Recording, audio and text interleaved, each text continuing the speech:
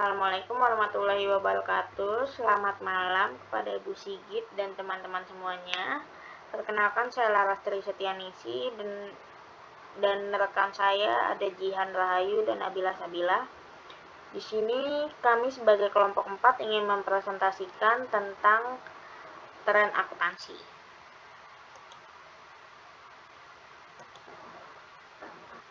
Pendahuluan dari tren akuntansi adalah perkembangan sosial dan ekonomi pada gilirannya membentuk arah teori akuntansi.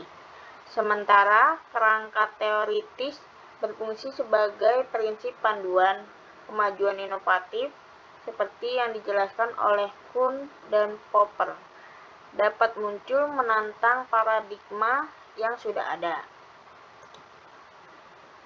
Tren akuntansi. Menurut Adolf J.H. Enthoven tahun 1995 dalam bukunya Mega Akuntansi Trend mengacu pada Megatrend 2000 karya Naisbitt, dikutip dalam Harahap tahun 2008. Akuntansi di masa depan akan menghadapi berbagai tantangan dan peluang baru yang signifikan. Mengukur efisiensi dan produktivitas, akuntansi perlu meningkatkan kemampuannya untuk mengukur efisiensi dan produktivitas secara efektif, integritas, dan disiplin lain. Akuntansi harus terintegrasi dengan bidang dan disiplin ilmu lain. Mengidentifikasi, mengukur, dan melaporkan informasi yang relevan. Akuntansi perlu mengidentifikasi, mengukur, dan melaporkan informasi yang relevan dengan kebutuhan pemangku kepentingan. Selanjutnya akan dibacakan oleh rekan saya, Jihan Rahayu.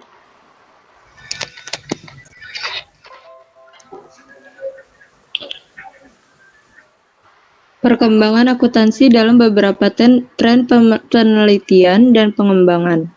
Yang pertama, akuntansi internasional yaitu IFRS menggunakan pendekatan berbasis prinsip yang lebih fleksibel dari berbasis aturan. Akuntansi Islam yaitu informasi keuangan yang jelas dan akurat untuk mendukung pengambilan keputusan yang tepat berdasarkan kebenaran, keadilan, iktikat baik, jujur. Yang ketiga, akuntansi sumber daya manusia, yaitu proses identifikasi, pengukuran, dan pengkomunikasian data terkait sumber daya manusia. Yang keempat, triple entry accounting system, yaitu untuk meningkatkan informasi yang disajikan dalam laporan keuangan. Yang selanjutnya yaitu employer reporting, yaitu bentuk laporan keuangan yang memuat informasi terkait karyawan.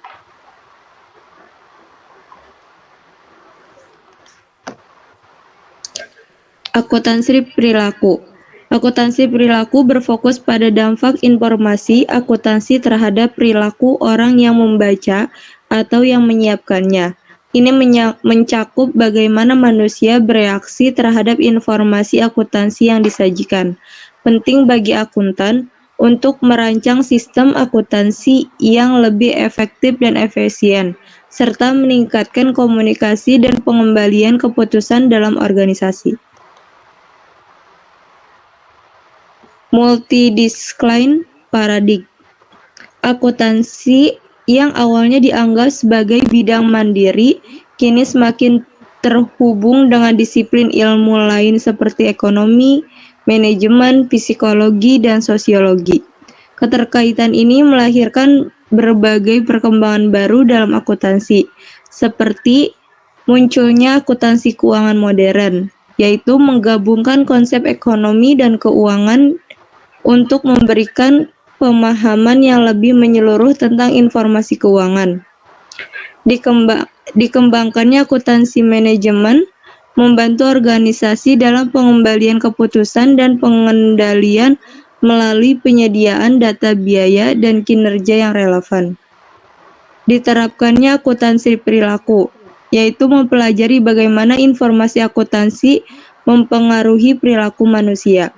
sehingga akuntan dapat merancang komunikasi dan pelaporan yang lebih efektif. Dimanfaatkannya akuntansi sosial, yaitu mengukur dampak sosial dan lingkungan dari aktivitas perusahaan yang mendorong tanggung jawab sosial perusahaan. Akuntansi dan pembangunan berkelanjutan. Akuntansi memegang peranan penting dalam menjaga kelestarian bumi, meskipun seringkali diabaikan oleh para teknokrat. Akuntansi dapat menjadi instrumen pengukur kualitas, seperti yang telah dilakukan para ahli akuntansi sejak awal 1930-an. Mereka telah melakukan kajian intensif tentang cara pencatatan, pengukuran, pendapatan nasional, akuntansi sosial, dan dampak sosial dari industri, perusahaan, atau kegiatan pembangunan. Kebutuhan akan akuntansi lingkungan sudah sangat jelas. Perusahaan sebagai badan hukum yang melakukan eksploitasi sumber daya di suatu wilayah dan negara, serta mendapatkan keuntungan dari kekayaan alam wilayah tersebut, seharusnya juga menjadi penduduk yang baik, yang melindungi alam dan makhluk hidup di dalamnya. Filosofi ini jelas dan rasional. Industri pada dasarnya hidup dari lingkungan, ia faktor alam, tenaga kerja, dan makhluk hidup lainnya yang mendiami bumi. Selanjutnya akan dilanjutkan oleh Nabila Sabila. Kegagalan efisien market hipotesis. Isu pasar yang efisien dan reaksinya terhadap informasi baru bukanlah hal baru dalam akuntansi. Hal ini telah lama dibahas dalam teori atau hipotesis yang dikenal sebagai efficient market hypothesis atau EMH. Teori ini menyatakan bahwa pasar akan menyesuaikan diri dengan setiap informasi baru yang dikeluarkan mengenai saham. Bidang penelitian yang menyangkut hal ini dalam ilmu akuntansi dikenal sebagai Positive Accounting Theory. Dalam EMH, Capital Asset Pricing Model atau CAPM, sering untuk memperkirakan laba abnormal atau laba yang tidak terduga dari saham biasa perusahaan pada saat pengumuman laba perusahaan.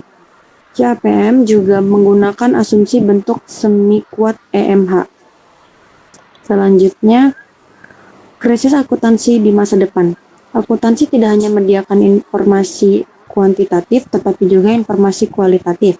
Akuntansi konvensional khususnya ketidakmampuannya memberikan informasi yang relevan dalam situasi inflasi menjadi sorotan dan mendapatkan kritik. Kesimpulan, yang pertama, akuntansi di masa depan akan terus berkembang dan beradaptasi dengan kebutuhan zaman. Yang kedua, akuntansi akan tetap menjadi disiplin ilmu yang relevan dan bermanfaat bagi para pemangku kepentingan di berbagai sektor. Yang terakhir, akuntansi memiliki peran penting dalam mendukung pembangunan berkelanjutan dan memastikan akuntabilitas dan transportasi dalam dunia bisnis dan pemerintahan. Dengan beradaptasi dan berinovasi, akuntansi akan terus memainkan peran vital dalam shaping the future. Cukup sekian, terima kasih atas presentasinya. Apabila ada kata-kata yang salah, mohon maaf. Wassalamualaikum warahmatullahi wabarakatuh.